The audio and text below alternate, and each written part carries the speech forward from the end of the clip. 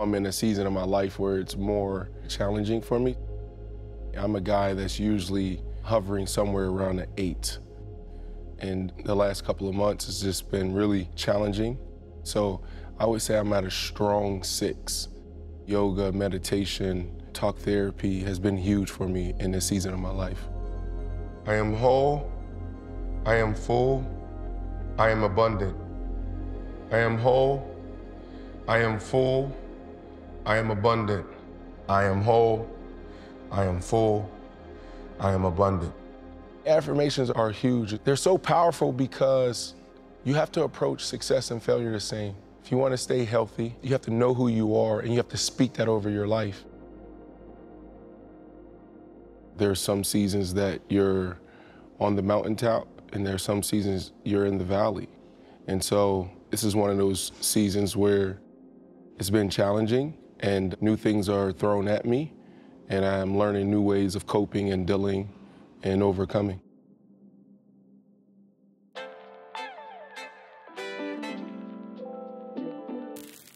So let's rewind back. What is the mindset of a young Brandon Marshall getting to play in the NFL? Yeah.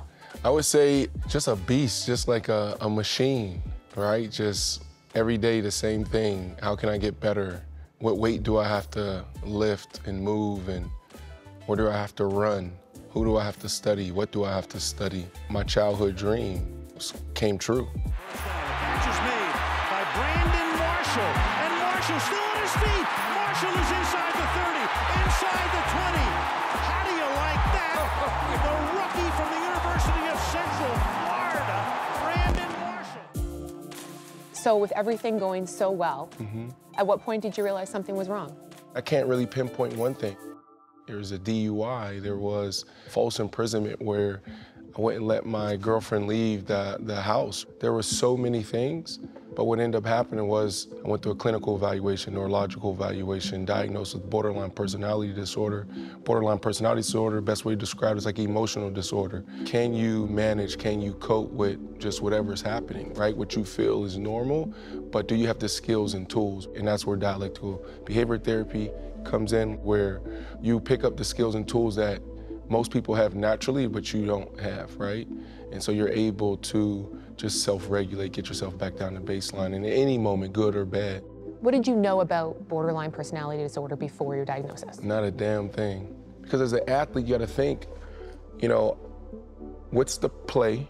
Give me the play, and I'm gonna try to perfect that play. So I approached it that way, where it was, oh, they're giving me a play, so mentalization, dialectical behavior therapy, cognitive behavior therapy. Let me just show up every day and learn. What can I learn? They invited me to a workshop seminar, and then I listened to the patients. When I heard the patients, I felt 50% better, because that was the first time I saw other people struggling. And so I was like, wow, like, you can see the progression, you can see the growth, and you can see that if you do the work, you know, you can get to the other side. So you get your diagnosis, you start on the path towards healing, and you get back to work. So how do you balance a demanding NFL career with now having to manage your mental health?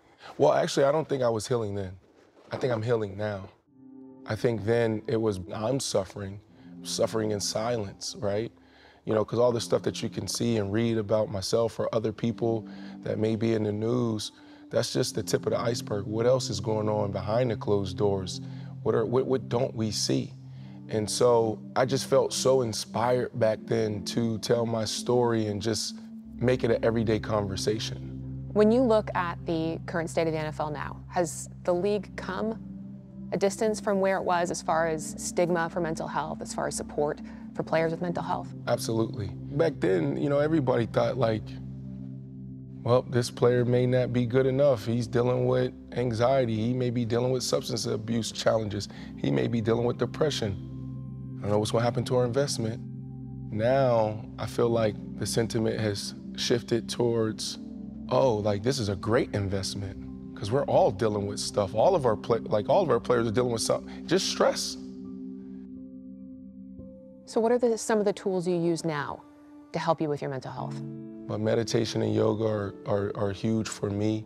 I've always done yoga, but now it's like, it's turned into like a lifestyle. Like I got that that high where it's like, I want it every day. Sometimes I may do a two a day, like I'm still playing football.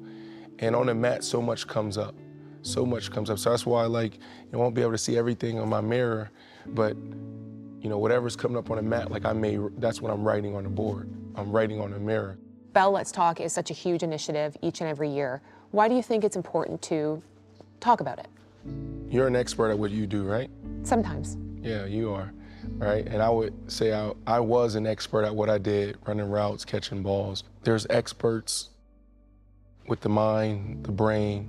When you talk to someone that's gone to school, that have the education, that knows what they're doing, that could potentially be an expert, they're gonna help you navigate through that. So that's one end of the spectrum, why it's important to talk, and that's why this initiative, Let's Talk, is so impactful, because some people are suffering and they need to talk to someone that can help them navigate through it. And so just talking to a friend or a companion could be the difference between this thing turning into, where you may need to talk to an expert, to I'm okay, I can survive until the next day.